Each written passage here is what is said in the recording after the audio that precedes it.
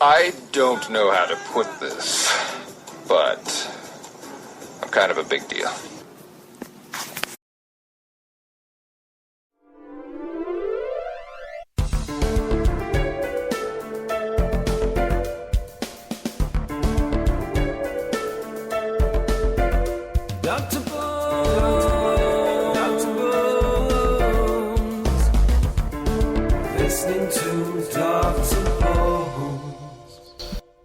Good afternoon, this is Dr. Bones Live, and since it's Saturday, that means it's time for another episode of... And now it's time for another episode of Blogger's Corner with Britt.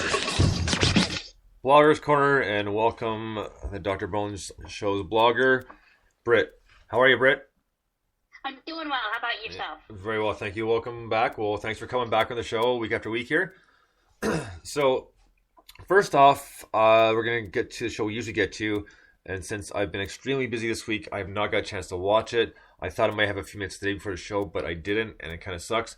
So, obviously, we're talking about Arrow. So, Britt, I'll let you go out of here, and let's hear about the show. Okay, well, this week picked up where last week left off with Arrow/Oliver finding Slade in his home. And so, basically, Slade and Arrow had this passive-aggressive situation where Maura, Oliver's mom, was giving Slade a tour of their home, and they keep going back and forth. And most of the episode takes place on the island, going to flashback and explaining, basically saying why Sarah was quote unquote dead, or Arrow thought she was dead, and then how he got captured by Slade, and basically the whole crumbling of their dynamic. Because the last time we'd seen them on the island, they were still friends. And the whole situation about Arrow choosing Sarah over Shadow plays very heavily, and the reveal of that plays very heavily into the episode. It's very Slade, Sarah, Arrow centric. Not a lot with the team in Starling City, so disappointing. Not a lot of Felicity. Well, I mean, I guess they gotta focus on that a little bit since they brought him back. Right now, he's gonna be the storyline, I'm sure, for a little bit, which is good. Because it means we probably won't hear too much from Roy for a while. Yeah, he was in the episode last night being trained, and I did laugh out loud a little bit at one point during his Superboy training. But he was there. Hopefully, he was not a large presence, thankfully, but he was still there. Hopefully, he'll go back to wherever he crawled out from under. Yeah, as people can see, we're huge fans of Roy. So, all right. Well, like I said, I'll be looking forward to seeing that one, but I didn't get a chance this week. We're gonna move into some music news here. Some interesting stuff. This is like kind of like, I guess, the mainstream popular stuff. There was an article this past week in the Rolling Stone magazine, and the caption was "Tool refute false reports of album completion exclusive." So pretty much what happened is not too long ago they had a show in Portland, and their guitarist Adam Jones was talking to some fans, and he made an off-the-cuff remark saying that the album was finished and it was completed, and And this is him, and he says a quote, it said, "Just kidding," afterwards, but people took it the wrong way and started spreading rumor that there's a new Tool album coming out, which was kind of disappointing there's not, but it was explained by lead singer Maynard, James Keenan, and he said that each album is a tedious process because there's so much that goes into it, and especially for Tool, I mean, they're notorious for splitting their albums out in good periods of time within almost 5-year time periods. But it's worked well for them. I mean, every time they play, the shows are always sold out and sold out quickly. And they are an awesome band to see live and a very good, talented band in general. And it's seeing them live is just unreal because their singer, Maynard, he's only like maybe 5 foot, but he has got one of the most powerful voices I've ever heard, especially from someone that small. Like, you know, it's one of those things... you think it's a giant, but it's just a midget, right? So, hey, I mean, I'm 5 feet tall myself, so I always like to say, big surprises come in little packages. Well, absolutely right. Because, like I said, this guy's voice is something else, and just his vocal range, and just there's such power behind it, and it's unreal. It's like he just obviously, well, not obviously, but for people who are singer taking lessons, that sort of thing, it's pretty much all the diaphragm, and it's like his whole chest and diaphragm just pretty much pops out, and just those notes just go so high and so long. It's just unbelievable. So they're definitely worth the time. So even though it takes a while for the albums and people are chomping a bit, once the albums come out, people are more than excited, and it's nice because now you got this album to kind of let it sink in and enjoy for a while before the next one comes out, and just hopefully you can get a ticket to see them play. I have got a chance to see them twice. I've been fortunate twice.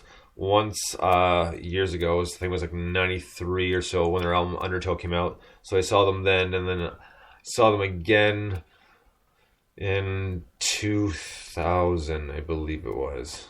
And I think the album was 10,000 Days. Maybe not, maybe Vicarious. Either way, I got a chance to see that show, and it was somewhat of a secret show because the tickets went on sale at 5 o'clock in the evening. So I was able to get in line and get tickets for that, and I won't forget that just because about I don't know, maybe 2-3 hours before I got in line, I just had my wisdom teeth out. Ooh. But I was determined to get tickets to see the show, and so Buddy picked me up, and we stood in line, and thankfully I had good painkillers because I wasn't feeling the surgery at all. I was a little groggy, so I kind of had to sit every few minutes, but it was definitely worth the time and effort. I mean, that's dedication right there. But it's like they put in such a good show the last time I'd seen them, which was like I said, years previous to that. So I didn't want to miss a chance to see them again if I didn't have to. Very cool. I mean, it's a big testament to their gifts that you were coming there with your wisdom teeth out to go and see them. Yeah, so yeah, it was cool. It was a decent show. So there's that part of the music news. Next thing I saw, which I know kind of made me laugh, and I'm not sure if that was an appropriate response to the caption, but there's a picture of Lorde, who's obviously a very talented singer. And Bruce Springsteen apparently did a cover of her song Royals and said, made Lorde teary. And I don't know, because, like, you know, Bruce Springsteen, a blue-collar worker, kind of tells you what he did that day and that sort of thing. And just the whole thing, like, all the respect to him in the world, but I just can't picture that. You know, I just kind of picture the kind of, like, kind of low, kind of grumbly push voice, you know, not her, but him, you know, like, could you imagine him singing, "You could call me Queen Bee," you know? You know, and it would be exactly like that, you know? Okay, now I have to see it to see if it lives up to what your impression was of it. So yeah, so that was my first thought, like right away. Like I know it might be bad. Like I said, all the respect to both of them because they're very good artists. But that just the first thing I thought of, just because that's the way Bruce Springsteen sings, you know, like. So that's. I don't know what to say about it. I mean, that was a little weird. I mean, I know you can't start a fire without a spark, but I didn't know that he was covering. It's a little weird. Yeah, I was actually I forget which one it was. I was at Taylor Swift's concert, and Bruce Springsteen was actually in the crowd, and he was right up there on her. He was going crazy. He was loving it. And I said, I thought to myself, the reason my attention came to him wasn't because I immediately recognized it was Bruce Springsteen, because I said, my God, that guy is really into it. I know a lot of girls are into Taylor Swift, but to see this guy really, and I thought, oh, that's an older gentleman as well. And then I realized it was Bruce Springsteen rocking out hardcore to Taylor Swift, and it made me laugh. So, well, yeah, and that's what I'm saying. Like I said, all the respect to him. You know, he's a great musician. I just but that's what I thought of. You know, like if I'm singing one of those tunes. So that was a funny one for the week. Another interesting thing was Flea from the Red Hot Chili Peppers voiced a Disney character for a show that was aired this past Friday, and I'm sorry I don't have the name of the show in front of me, but it was pretty funny, and I can picture him doing it just because like he's a small little guy himself, But I'm actually gonna try to post that picture right now on Twitter and show you what I'm talking about, showing the picture of his character. So it's pretty interesting. Like I'm kind of curious to see the show and see how he did the voice, because like he can have that kind of high pitched, kind of whiny voice and like almost annoying. Because remember in the Back to the Future movie, he was Needles. Oh, I forgot that. Right, because he challenges to race. What's the matter, chicken? No, Needles. And they race in the trucks. Yes, I remember that. I completely forgot I was asleep. Yeah, so so you never know. It could be that kind of voice. So I'm curious to see well, not see, but hear what it sounds like. So that was interesting. And the other kind of note on we'll call it cartoons slash drawing is there is well, if you remember the show Ren and Stimpy. Yes. Well, apparently he wait 1 second here, so let's see if we can get his name. But the gentleman who did the show actually was approached about doing basically a small video for Miley Cyrus for her pretty much like a preview for her tour. Was it Bangers Ball, or it's called? Yeah, Bangers. Something to that effect. So, anyways, so he did a small video. I haven't seen the video, but I do, however, have the pic. And this was the Rolling Stone magazine, and I think it'd be pretty funny because Ren and Stimpy, I used to watch just like a lot of people did. Obviously, it was one of those ones that was so stupid it was funny. So it's like of course, same sign. Stimpy, you idiot! There's that, or Stimpy, tell me a story. So there's that. So I'm kind of interested to see what it looks like. And the guy his name is John K. So let me post that picture up here in a second, and I'll have a look at it, because it's actually a pretty funny one, and I would definitely be interested to see how it turned out. Just because if you've seen the Ren and Stimpy's, it's probably gonna be along the lines of that. Probably be like serious, but a little like kind of so stupid it's funny at the same time. At least I'm hoping it will be. Because not obviously not because I'm really a fan of hers, but I just want to see how this turned out. Just because the guy was really funny, and obviously the animation was a little weird. I mean, it wasn't like horrible. I mean, that's not the way you want to say it. It's I don't know. I mean, it was good, but it wasn't like fantastic. But that's what made it part of the show. Yeah, it was like Hey Arnold, how everything, football-shaped head, and it wasn't realistically drawn, but it was still fun to watch. Well, exactly. So I'm hoping it'll be something like that. And the last thing I have is, if you remember last week we were talking about Pharrell's big hat, and Yes. Arby's tweeting him during the Grammys saying he gives our hat back. Well, guess what Arby's did? They bought the hat at auction for $44,000. Yay! So now there might be, like you said, a tourist attraction at Arby's to go and see Pharrell's hat. See, that's great. Especially since not only did the hat make its way to the Grammys, and then past Sunday it performed at Pharrell performed wearing it, but at the Oscars. So it's becoming very notorious and famous in its own right. Well, that's right. So I still kind of I'm not really surprised at all, to be honest with you. Because after that tweet, the Grammys, and then Pharrell saying, well, it's pretty much going for auction, so you can have you want. I'm not surprised that they bought it. Me neither. I hope the money goes to charity. I'm assuming, I just don't know which one. Okay. So more than likely, usually that's what happens, right? They buy it and they donate it, or they donate the money. So.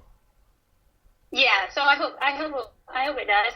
It is neat. I mean, I don't know. If it were touring around my local Arby's, I would probably get up to go see it.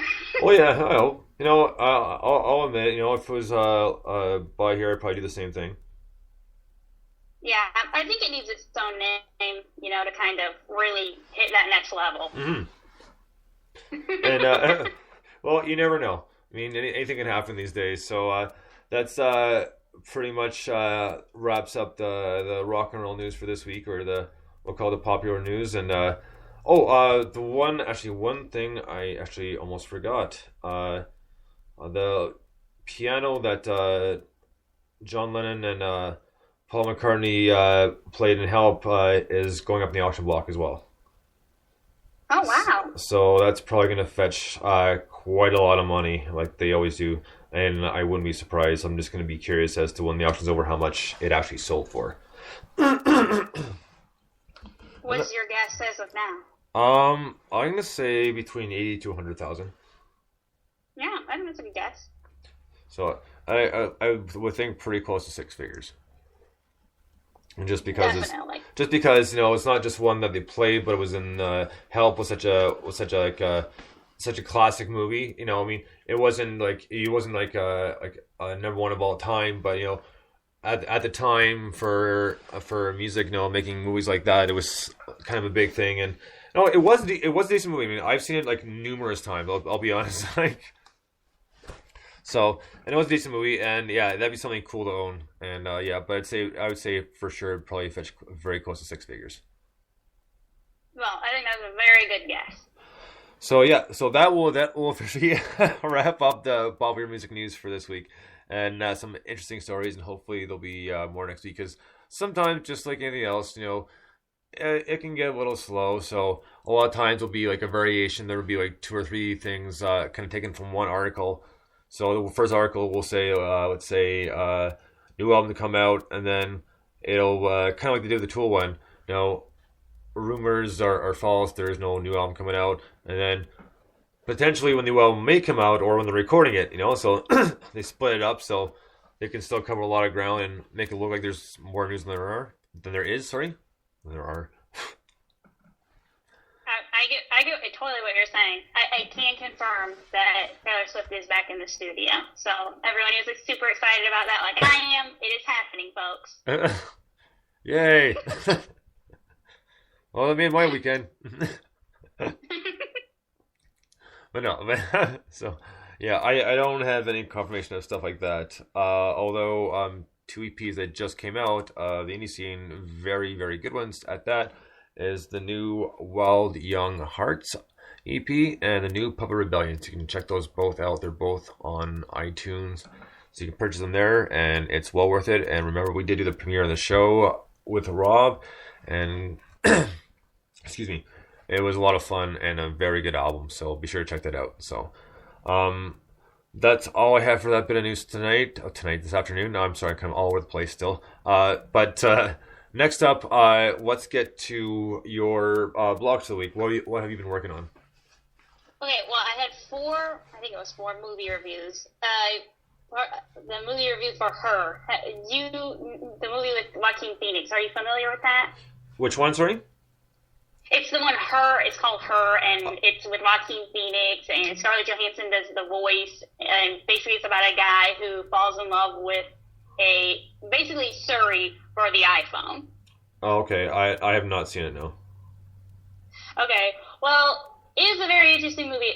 It takes place in the future, and basically he's a very lonely man. He's a hipster. He's lonely. He's hurt. He's jaded. And he ends up buying this software for his, basically for his computer / everything else that they use in the future. And it's what we now would know as Siri. And he starts talking to her, and she's voiced by Scarlett Johansson, who, by the way, gives the best performance of her entire career. And I think that's because it focuses mainly on her vocals. Yeah. She's able to emote, and I think people get distracted by her physicality and stuff, so you're actually hearing the heart of Scarlett Johansson in this performance. It's a sweet movie. Obviously there's a little bit of problems with how they're saying the future happens. Spike Jonze directed and wrote it.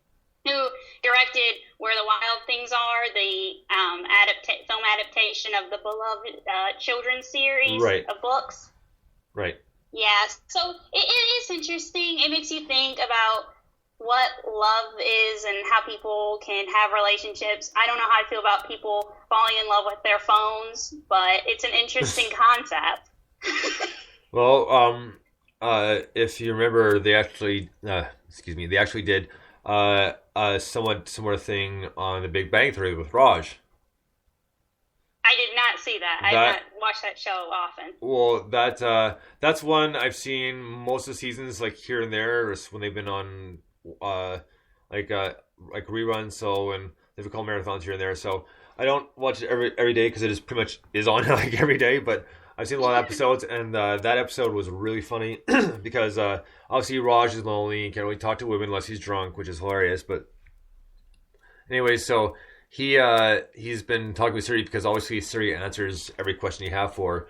So you know, he's does everything, but he's kind of getting a little too extreme, and Walwitz and Burnett are worried about him, and you know, and then he has this dream, and he's at Apple now, right? And Siri's a real woman now, okay? So it's not just automated voice, and a very good looking redhead. And he's like, obviously he's stunned, right? And she's talking exactly like Siri, and then she says, would you something along the lines with would you sleep with me? And he's like, and she says, I'm sorry, I don't understand.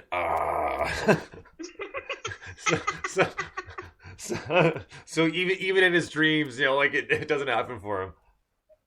That is sad for him. And So- he just keeps getting set up for failure, apparently. So it's exactly like Homer from The Simpsons, where even in his dreams he's a loser, you know. Which is so funny, which makes that character so much funnier. Like, because I can think of the old ones where he's having a football dream, and then he runs it in for a touchdown, and he's celebrating and says final score, and his team has 7, the other team's got 52. But yet he's excited because he got the touchdown, you know. So That's awful. And it's like when you have a dream where you do succeed at something, and then you feel really good, and you wake up and you're like, oh, that was just a freaking dream. I know, eh? But yeah, that made me crack up, and I always kind of could almost see that coming. Just wasn't sure how they were going to approach it, but it was really funny. So definitely an episode to see. And even if not, you can look the clip up on YouTube. So you don't have to watch the whole episode if you don't want. Very cool. So continue. Sorry, I just kind of interjected there. But No, that's fine.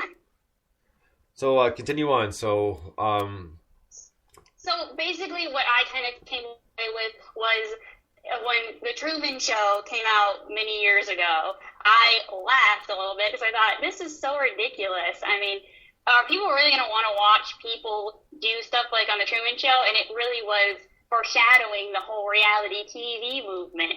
And now that is very much a reality. So I watched a movie like her, and I feel a little bit, uncomfortable. I'm thinking, oh, am I really okay? Is this foreshadowing something that's really going to happen? Are women now not only going to have to compete with other women, but also men's phones? right.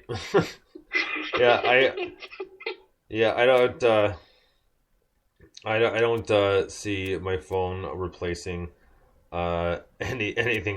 Nothing's better than the real thing, so no. I hope not.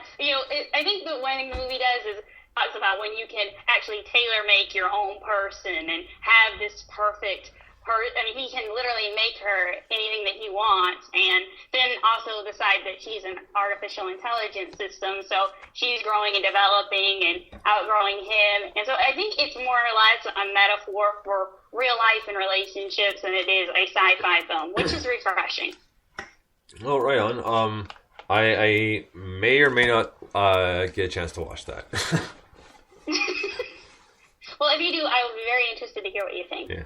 Well, yeah. If I do, I'll be interested to hear what I have to say to you too.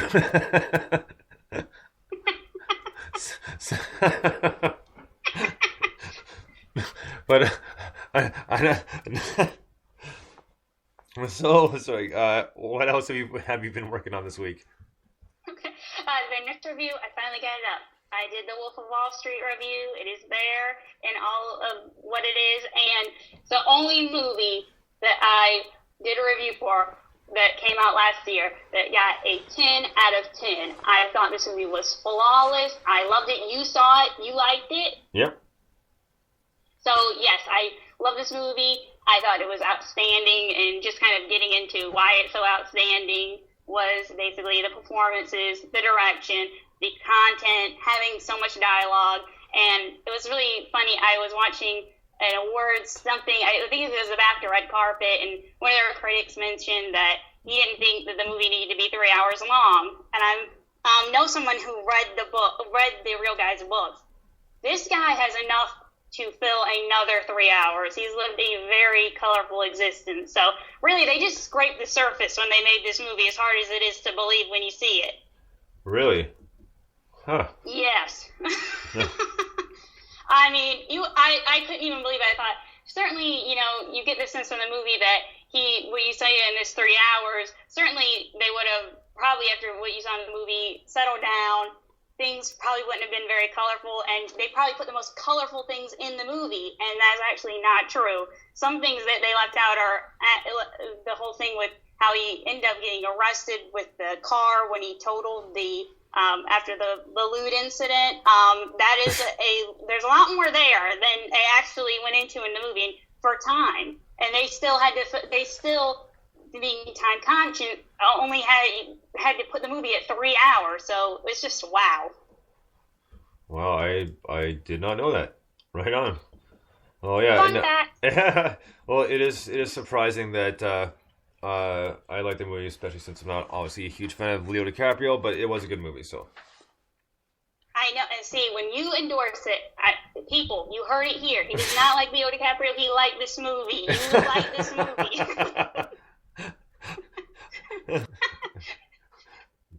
And I've talked to people who told me that they have not seen it, that they've had known people who did see it and they walked out because they were offended by the film. And I was not offended. I did not walk out, obviously, but I did not. I think that the profanity is a bit much for people, but maybe you felt this way too. I'm not really offended. I'm not offended by profanity, but at the level that it was being used in that film, I just it didn't really hit me that it was profanity. It was said with such, poetic symmetry that it didn't hit me like, oh my gosh, he just used MF again. You know what? Not really. I mean, I don't get offended by that stuff at all. I mean, I've seen much, much worse as far as profanity goes. People think that was bad. Excuse me. No, probably not everybody's seen this. But South Park came out with a movie years ago. I think it was like 95, 96, called Bigger, Longer, Uncut. And the amount of profanities used in that movie alone was something like over 4,000 times. Oh my gosh. Yeah, so they think that's bad, then they should watch this one and see that, you know what, Wolf of Wall Street really isn't that bad. There you go. I mean, it's play school compared to that show. Oh, it was like... Well, the movie obviously was rated R and the whole deal, and it was funny. But the thing is, I'm a fan of the show anyway, so of course I'm gonna say it was funny. But it actually was. I mean, it was done really well, and they had a lot of cameos, and so it was a funny movie. So it's one of those ones that it's like obviously never made it huge, but I thought it was worth seeing. So. But that's my 2 cents on that. So as far as profanity goes, yeah, I mean, they even did an episode where which was surprising that they were able to get away with it, but they kind of tied it all up in the end, and they made it since they're called curse words that the word was actually cursed. So he said it too many times, it spread like the plague and got people sick. So that's clever. So they got to use it on cable television without being bleeped out, and they had a clock going each time they said it. So it was funny, and they hit 52 times. Whoa! In about 23 minutes, which is because if you tail out the commercials out, the episodes are about 23-25 minutes long, so they got it about 52 times. Impressive. And what they did was, if you remember when NYPD Blue first came out, kind of groundbreaking, because now they're able to say like son of a bitch or something like that on the air, and so they pretty much did take off on that because they're waiting for the show Cop Drama, and they're waiting for them to say shit on the episode. So, and it was funny because they're all watching, and I know people are watching this everywhere because it's such a groundbreaking thing, like literally across the world, they're waiting for it. And they're all watching. And was that it? He said shipped. then at the very end, and it's such kind of like they kind of slid it in there, and he's like the two are arguing, and he goes, well, remember, I used to be a cop too, and okay, well, let's be done with this. Oh, by the way, you got some shit inside your lip. and that's all it was. And they're like, wow. How exciting. Yeah, so they made a big deal of it, so now they can say it in school, but only in certain context. Exactly. That's how it is now. Where you can do a PG-13 movie and they can put 2 F words in it. As long as it's not used in a sexual connotation, then they're going to let it through. But if you use it in a sexual connotation, then it's R. It's just getting very ridiculous. Yeah, so like I'm not going to go into the examples they used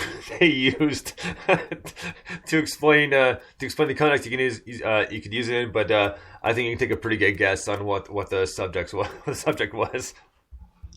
I think I might be able to. Yeah. So, but they tied it into a curse word, and saying, so they had to go through this whole thing where they went to Vegas and they went to the Excalibur hotel and casino, and of course they're looking for the squire, and at first the guy's like, kid, just because I work at a casino doesn't mean I know anything about that, and then they show him something. He's like, where did you get that? No, let's go see a squire. Post haste. All of a sudden, it's like full out British, and but you know what? Like I said, that was one episode. It was very well done, just because, honestly, the way they used the word, it was funny because they showed how it got overdone first, and then just little things here and there, and it was it just the way it was said. Sometimes, a lot of times, it was the inflection on it, because they're doing a news report, and the guy says, well, no, things are getting pretty shitty in the small town over here. Tom wanted to say, well, Tom, shit is really at the fan here in the small town. And he starts puking, and pretty much like the plague got him, and he dies. And then the guy who after is like, whoa, shit.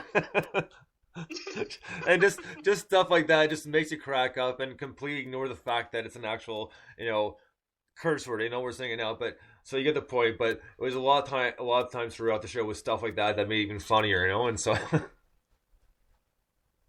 Absolutely. So yeah, again, those are my 2 cents. I kind of seem to be interrupting you, and I apologize for that. So. Oh no, not at all. I think you're just elaborating on everything. I appreciate the insight. So yeah.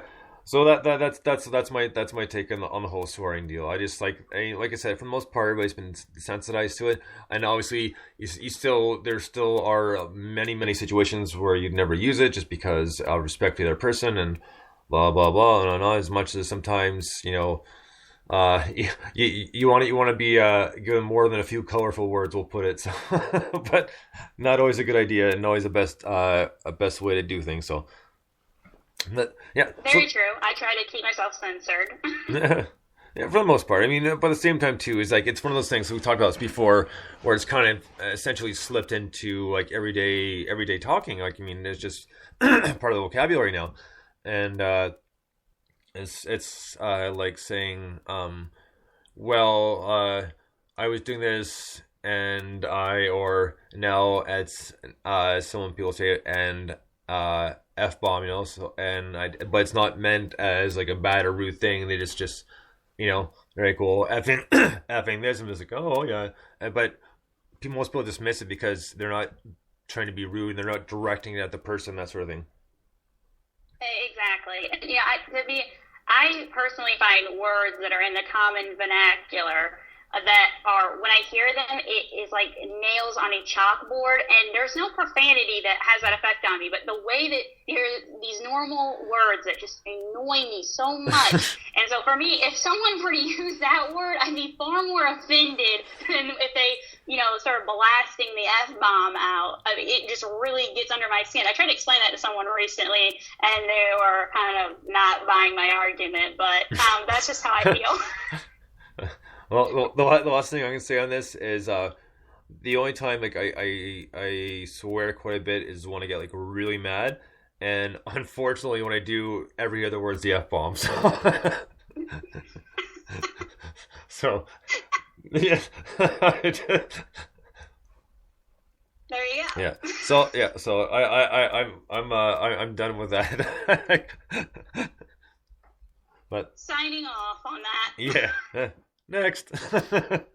Next. Well, the other movies were, I think I talked about this last week, going to see 3 Days to Kill with Kevin Costner, which was okay, but, I mean, it could have been better with the concept and everything, and I'm getting very sick of the dull cinematography that seems to be in some of these action movies. I'm supposed to be taking the movie much more seriously as an art piece when, it's an action film, and somehow dulling the cinematography makes it more serious. It just makes it hard to look at. Just a note out there for anyone who might be aspiring to be a cinematographer.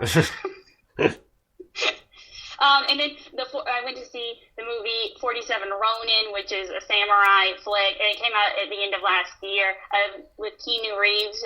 Do you remember seeing the trailers for this? I honestly, I don't remember seeing the trailers from. If I have, I don't remember them, so I don't want to say that I do.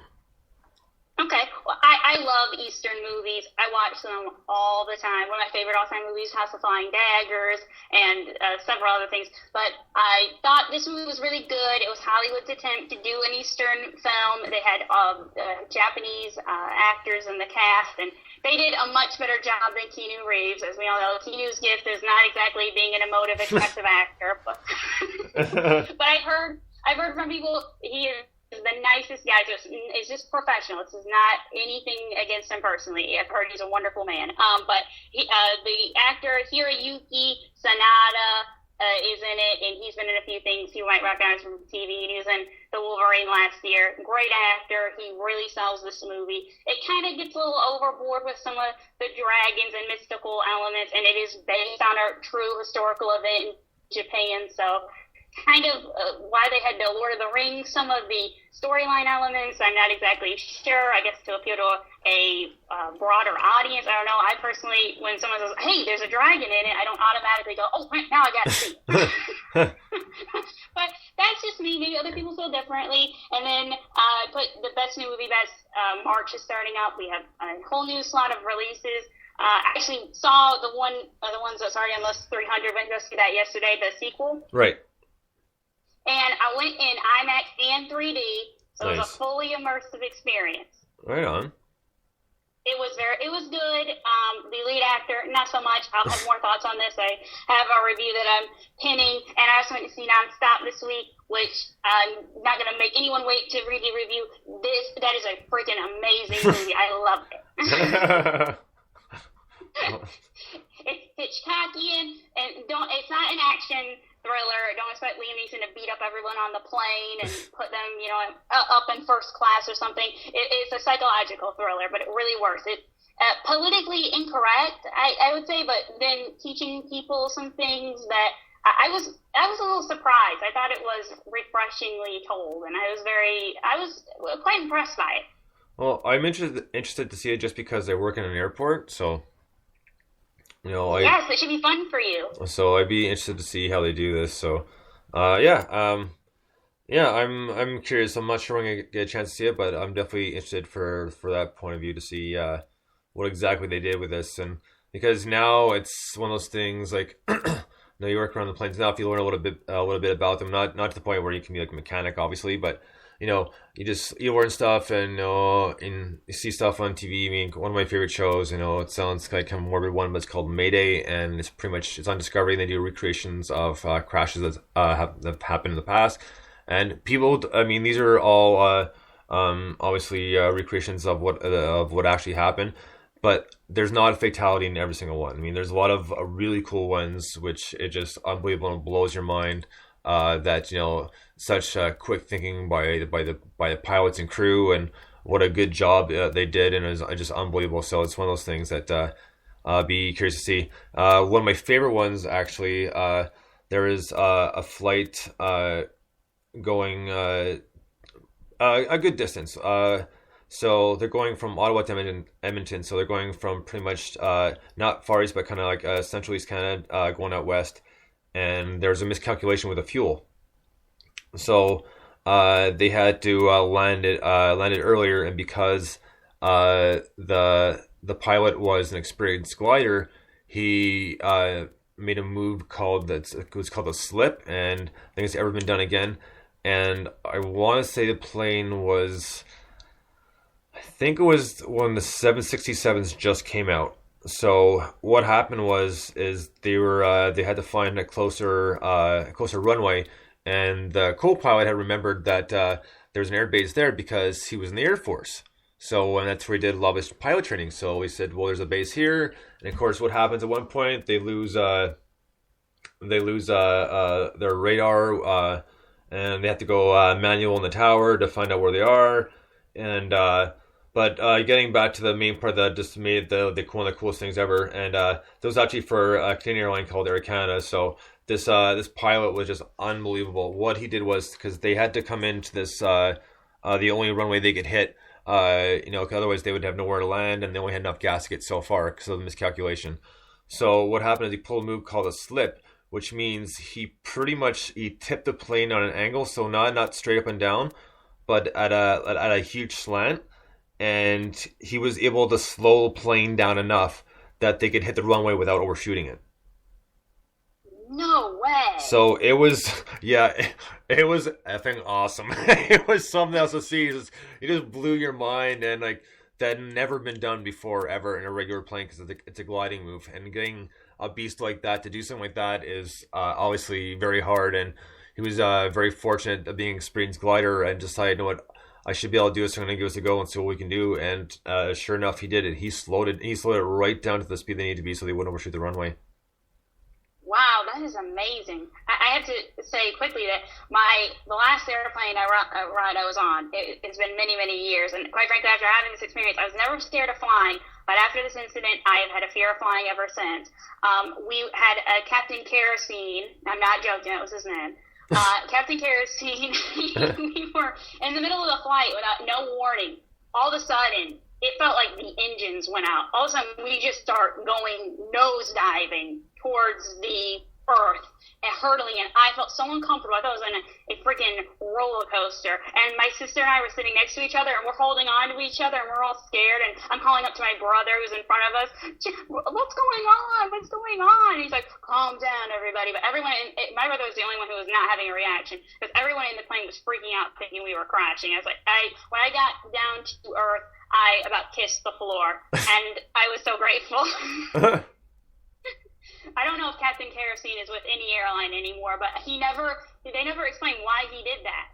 Do you understand why he would possibly do that on a smooth ride we were having? You got me. I have no idea. It was really weird. Our flight attendant, Dixie, tried to tell us that she said, well, that's just the way it goes sometimes with Captain Kerosene. It's just a wild ride. Oh boy. And her name is Dixie? Yes, her name was Dixie. I'll never forget that. Wow. Dixie, the flight attendant, and Captain Kerosene. Oh my god. It sounds like a TV show, Captain Kerosene and Dixie, you know?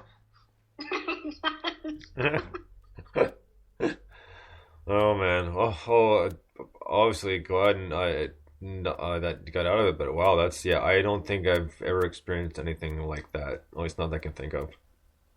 Yeah, it was terrifying. People were screaming, and I just could not believe the mayhem, and I never understood why. And I think he tried to claim maybe we got sucked into an air pressure system, but even then, it just made no sense. Well, actually, you know what? That's not completely untrue, because of crosswinds. I'm trying to remember what the term is called.